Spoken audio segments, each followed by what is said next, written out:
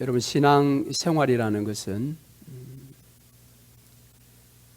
어쩌면 하나님의 마음, 그의 본심을 더 정확하게 알아가는 그런 일이 아닌가 생각을 해봅니다.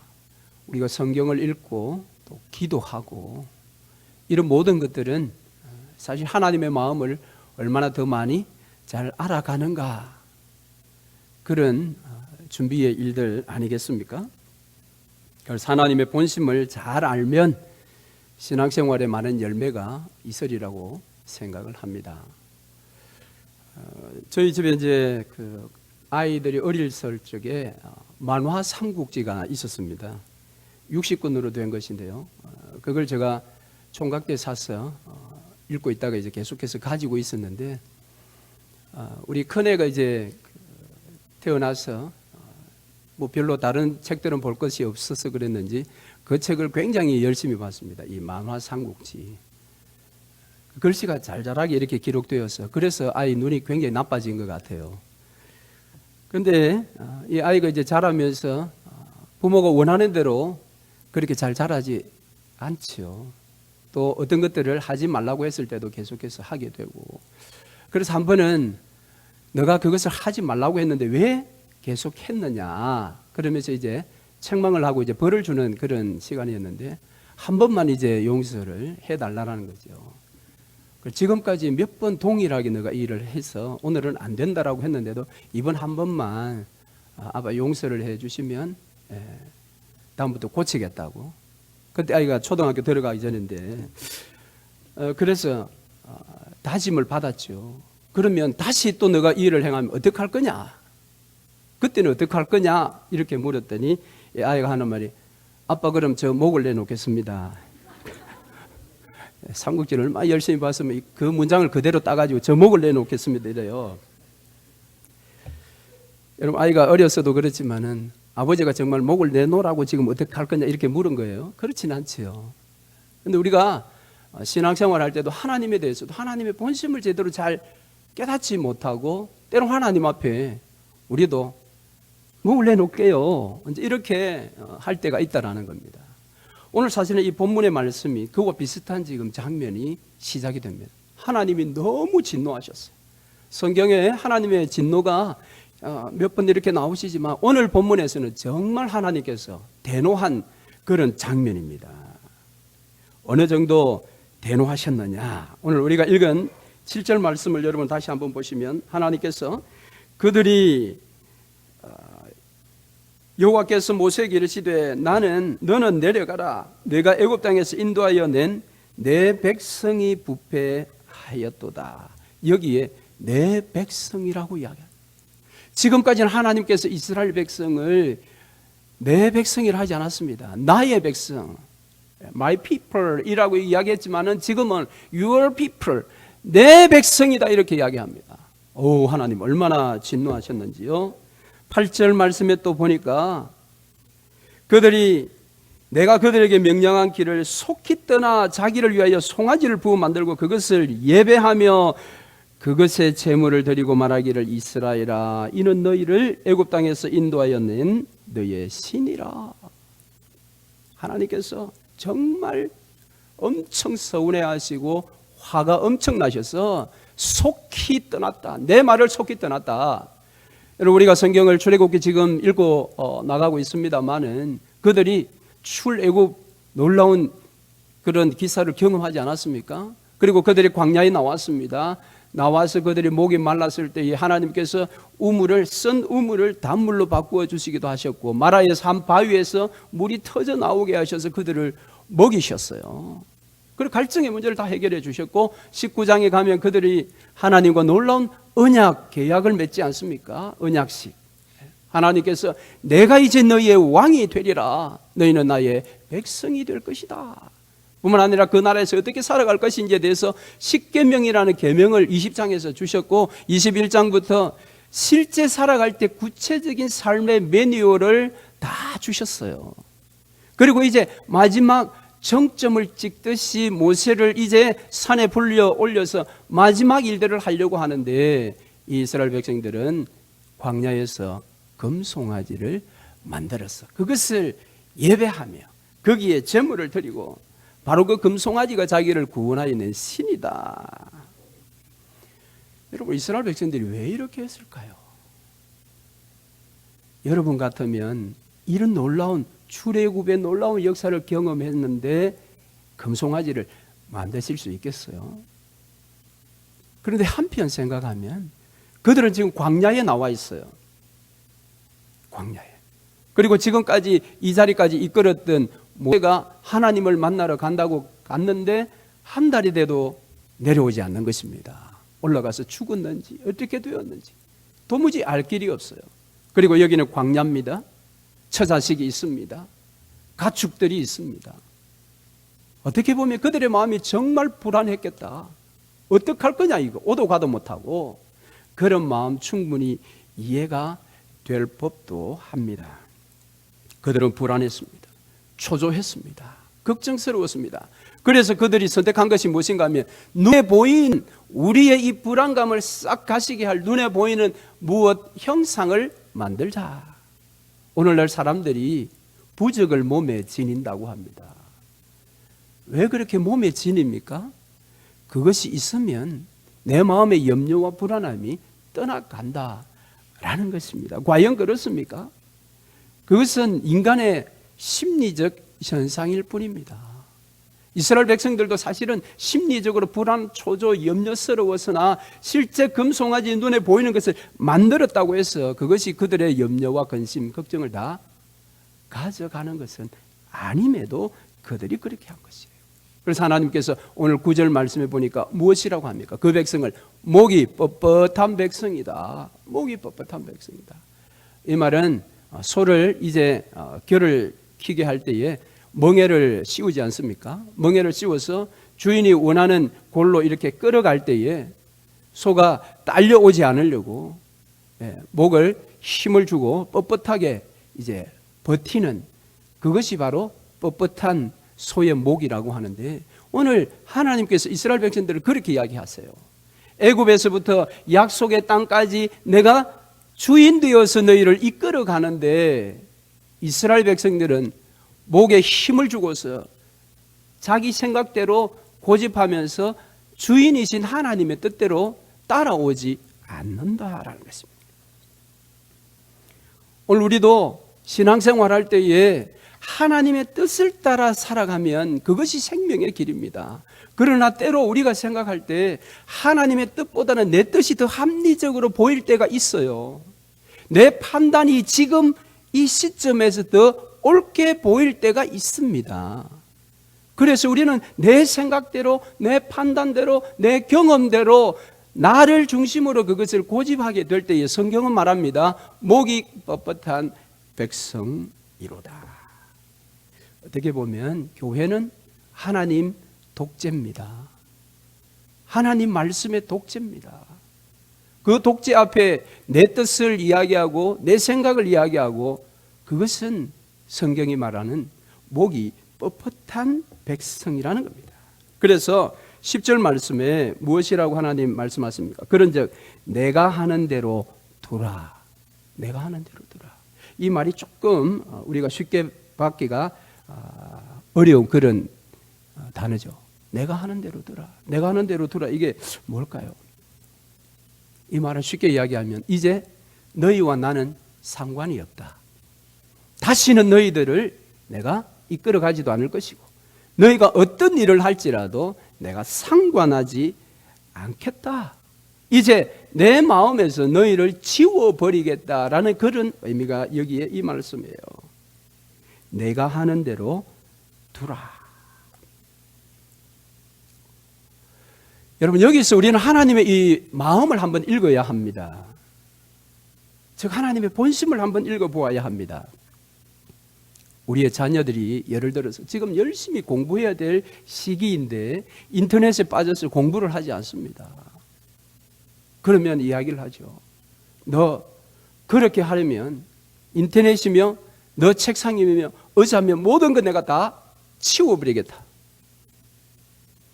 여러분 그때 아버지의 본심이 무엇입니까? 그 모든 것들을 다 진짜 치우겠다는 것일까요? 아버지의 본심은 제발 학생의 신분답게 너 공부하라는 것입니다. 그랬을 때 부모가 기대하는 것은 무엇입니까? 네, 제가 잘못했어요. 이제는 인터넷 절제하며 공부 열심히 하겠어요. 그런 대답을 원하는 거지요. 그런데 아이가 대답하지 않습니다. 오히려 더 화가 난 표정을 짓지요. 그러면 부모가 더 화가 나지요. 그래? 너가 그렇게 나온다면 이제 너 아버지 안 해. 너 아빠 안 할 거야. 우리가 그렇게 이야기할 수 있지요. 그러자 아들이 하는 말이 네, 잘 알겠습니다. 한청기 목사님. 뭐 이렇게 딱 나오면 이게 아버지의 본심이냐라는 거죠. 본심이냐. 그 아버지의 본심은 나 너 아버지 안 해? 그렇게 했지만 나는 너의 아버지이니까 내가 너에 대해서 끝까지 내가 붙들고 있는 거야. 그러니까 너 제발 정신 차려. 그런 뜻이라는 거죠. 오늘 하나님의 마음이 그런 마음 아닐까? 정말 이상한 것은 하나님께서 이 진노하신 마음, 이스라엘 백성들을 썰어버리겠다라는 그것을 굳이 모세를 앉혀놓고 모세에게 자신의 속내를 드러낼 이유가 무엇이 있을까요? 정말 이 백성을 없애고 싶으시면 모세에게 모세야, 너 여기 잠깐만 기다려라. 잠깐 밑에 볼일 보고 올게. 그러면서 내려가서 당신의 진노를 그대로 다 풀어버리면 되실 텐데 왜 굳이 모세를 앉혀놓고 그에게 당신의 속내를 좀 이야기하느냐 그거죠. 자녀가 정말 인터넷에 빠져서 내가 원하는 대로 공부를 하지 않으면 자녀가 학교 간 사이에 인터넷이고 뭐시고 다 끊어버리면 되는데 굳이 그 아이가 올 때까지 기다렸다가 그 앞에 불러서 그 이야기를 하는 부모의 심정이 어디에 있느냐라는 것이죠. 하나님은 지금 모세에게 뭔가 원하는 것이 있다라는 겁니다. 원하는 것이 있다. 그런데 여러분 정말 신기하게 모세는 그 하나님의 원하심이 무엇인지를 그대로 캐치를 한 것입니다. 정말 모세는 영적으로 뛰어난 사람임에 분명합니다. 그래서 그가 하나님 앞에 반응을 보인 것이 무엇입니까? 중보 기도입니다. 하나님께 기도합니다. 그것이 11절과 12절의 내용이죠. 11절 말씀해 보시면 모세가 그의 하나님 여호와께 구하여 이르되 여호와여 어찌하여 그 큰 권능과 강한 손으로 애굽 땅에서 인도하여 내신 주의 백성에게 진노하시나이까? 어찌하여 애굽 사람들이 이르기를 여호와가 자기의 백성을 산에서 죽이고 지면에서 진멸하려는 악한 의도로 인도내었다 말하게 하시려 하나이까? 여기에 지금 모세가 다급하게 기도하기를 어찌하여 그렇게 이야기를 하고 있습니다. 그런데 이 어찌하여가 하나님께 지금 따지는 것입니까?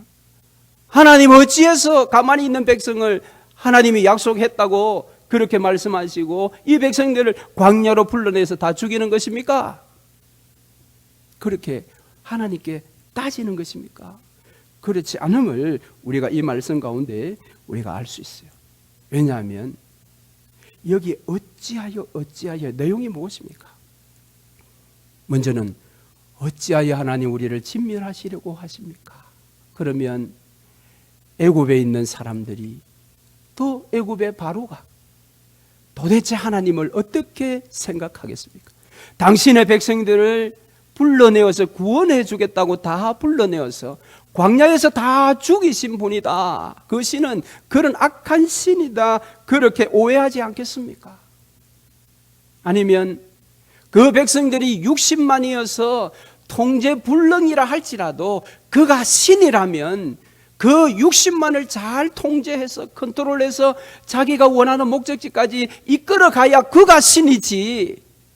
아니 그 백성들이 순종하지 않고 잘 따르지 않는다고 해서 그를 다 죽인다면 그 백성을 다스릴 만한 능력이 없는 신 아닌가? 이런 이야기들이 애굽 사람들로부터 흘러나올 수 있지 않겠습니까? 그것이 오늘 11절에 모세의 의도인 것입니다. 그것을 기도하고 있어요. 그리고 12절에서 어찌하여라고 이야기할 때는 하나님, 당신이 먼저 언약을 이야기하시며 그 언약대로 우리를 이끌어내신다고 하지 않으셨습니까? 그런데 이 백성들이 바다의 모래와 같이 하늘의 별과 같이 수많은 백성 민족이 되어서 약속의 땅에 살게 해주겠다고 우리를 이끌어내셨는데 오늘 이 광야에서 다 죽이신다면 하나님은 스스로 언약을 파기하는 자가 아닙니까? 세상 사람들이 그렇게 이야기하지 않겠습니까? 자기가 언약을 세워놓고 자기 마음에 들지 않는다고 해서 자기가 스스로 언약을 다 파기해버리면 하나님, 사람들이 하나님에 대해서 오해하지 않겠습니까? 이것이 여러분 이 모세의 기도의 의미인 것입니다. 그런데 참으로 놀랍고 신기한 것은 하나님께서 이 기도를 듣고 바로 14절에 무엇이라고 합니까? 여호와께서 뜻을 돌이키사 말씀하신 화를 그 백성에게 내리지 아니하시니라. 하나님의 뜻을 바로 돌이켰다. 여러분 너무 싱겁게 끝나는 것 같지 않습니까? 그렇게 진노하셨는데 모세가 지금 한번 기도해서 하나님께 나아갔다고 해서 하나님의 뜻을 즉각적으로 돌이키셨다. 야, 우리도 이런 기도를 늘 드리면 얼마나 좋겠어요? 그렇지 않습니까? 5번 해도 응답이 없고 10번 해도 응답이 없고 나중에 우리가 스스로 포기해버리고 기도하지 않는 이런 것이 우리 신앙생활에 비일비재한데 모세는 딱 한 번 기도 드리니 그 자리에서 오케이! 내 마음을 완전히 돌이켜. 왜 이렇게 하나님 하셨느냐라는 거죠. 왜? 여러분 하나님께서 이스라엘 백성들이 광야 거기서 금송아지를 만들 줄 모르셨겠습니까? 하나님께서 그 광야에서 무슨 일이 일어나는지는 모르시고 모세와 단둘이 지금 대화만 하고 계신 분이셨을까? 그분은 전능하신 우리의 하나님이십니다. 전능하신 우리의 하나님이신데 그분이 이스라엘 백성들이 그 광야에서 모세가 없는 사이에 금송아지를 만드실 걸 다 알고 계셨죠. 알고 계셨는데도 지금 전혀 제어하거나 통제하지 아니하시고 가만히 보고 계시다가 그들이 금송아지를 다 만든 순간 하나님께서 모세에게 진노를 지금 표현하고 있다라는 것입니다. 이유가 뭘까요? 왜 하나님은 그들이 우상을 만들도록 가만히 내버려 두셨다가 다 우상을 만들자 진노하시고 그 다음에 모세가 기도하니 그 진노를 싹 다 거두어 버리셨더라는 겁니다. 왜 하나님이 이렇게 하셨느냐? 여기 하나님의 목적이 있습니다. 모세를 향한 목적입니다. 그것이 무엇인가 하면 모세로 하여금 지금 오늘 11절과 12절처럼 그 백성들을 위해서 기도하도록 만드신 것입니다. 그것이 목적이 있습니다. 이스라엘 백성들은 오늘 금송아지를 만들고 이제 하나님 진노를 거두시고 용서해 주신 다음에 약속의 땅에 갈 때까지 한 번도 죄를 짓지 않았다. 여러분 우리가 아는 성경 상식으로 그렇습니까? 그렇지 않습니다. 민수기 신명기 보면 계속해서 그들이 범죄합니다. 우상을 섬깁니다. 나중에 가나안 땅에 들어가서 이방 족속들이 섬기는 우상들을 다 섬깁니다. 그걸 하나님 다 아시지요. 아심에도 불구하고 오늘 이렇게 모세에게 원하는 것이 있다면 누군가가 그 백성들 하나님 앞에 불안한 마음, 초조한 마음 이런 것들을 하나님께 가지고 나와서 하나님의 도우심으로 해결하려 하지 아니하고 인간적인 자신의 방법, 자신의 경험 그것들을 가지고 눈에 보이는 우상을 만들어서 자신의 불안한 마음, 초조한 마음들을 다스려 보려고 하는 그들을 위해서 누군가가 기도할 사람이 필요하다라는 거예요. 그 사람이 바로 모세인 것입니다. 그래서 실제 하나님은 다 죽이실 생각에 내가 진멸하겠다 그런 것이 아니었죠. 그럼에도 불구하고 그 진노를 다 말씀을 하신 것은 모세로 하여금 먼저 충격을 가하는 것입니다. 기도하지 않으면 안 될 충격을 모세에게 먼저 준 것입니다. 내가 이 백성을 다 없애버리겠다. 모세는 제대로 충격을 받았어요. 그러니까 즉각 하나님 앞에 기도한 것입니다. 그리고 그 기도를 듣자 말자 그의 뜻을 돌이켰는데, 여기서 우리가 꼭 살펴보아야 하는 것이 모세가 단지 기도한 것이 아니라 하나님 마음에 딱 드는 기도를 했다라는 것입니다. 그 기도가 무엇인가? 자, 오늘 두 가지 이야기를 했죠. 모세가 하나님께, 하나는 하나님께서 이 일을 행하시면 세상 이방 사람들이 하나님에 대해서 오해합니다. 그거예요. 두 번째가 무엇입니까? 하나님이 언약을 해주셨는데, 언약의 하나님이신데 그것조차 깨어질 가능성이 있다라는 것입니다. 무엇입니까? 핵심이 무엇입니까? 모세가 지금 중보 기도할 때의 핵심이 무엇인지를 우리가 놓쳐서는 안 되는데, 그것은 이 일을 놓고 하나님 중심의 지금 기도를 하고 있다라는 겁니다. 그의 중보 기도는 철저히 하나님 중심이었습니다. 우리가 얼른 생각하면 지금 이스라엘 백성들이 죽을 처지에 놓였는데, 그들을 위해서 우리가 중보 기도하면 누구 중심으로 기도해야 됩니까? 죽을 운명에 놓인 이스라엘 백성 중심으로 기도해야 되죠. 그게 순리요, 그게 상식 아니겠습니까? 하나님, 그들이 애굽에서 여기까지 어떻게 왔는데 그들 죽이면 그들이 하나님에 대해서 뭐라 하겠습니까? 그러니까 그들을 살려주어야 합니다. 그렇게 살려야 되는 백성 중심의 기도가 아니었다라는 겁니다. 뿐만 아니라 자기 중심의 기도도 아니었어요. 모세의 입장이면, 아니 하나님, 이제 어려운 과정 다 끝났는데 지금 그들을 죽이면 지도자인 내 입장은 뭐가 됩니까? 안 나오려고 하는 그들, 하나님 가라고 하셔서 내가 그들에게 가서 그들을 설득시키고 안 보내주려고 하는 바로 왕에게 내가 앞면에 철판을 깔고 내가 10번이나 다가가서 내가 이야기해서 겨우 빼냈는데, 그리고 그들이 금송아지 그거 한번 만들었다고 하나님 그들을 다 죽이면 나는 뭡니까? 나는 왜 불렀어요? 나는 왜 그들에게 그렇게 고통당하며 지금까지 지도자의 일을 해왔습니까? 그렇게 여러분 기도할 수 있는 상황입니다. 왜냐하면 하나님이 갑자기 진노하셔서 다 죽이겠다고 했기 때문에. 그러나 모세는 이스라엘 백성 중심도 아니고 자기 중심도 아니었어요. 그는 철저히 하나님 중심. 하나님 이렇게 일하시면 하나님이 이스라엘 백성들뿐만 아니라 이방 나라에게까지 오해받습니다. 즉 요즘 현대식으로 이야기하면 하나님 영광을 받으시기에 합당치가 않으십니다. 하나님 영광을 가리게 되지 않겠습니까? 그것입니다.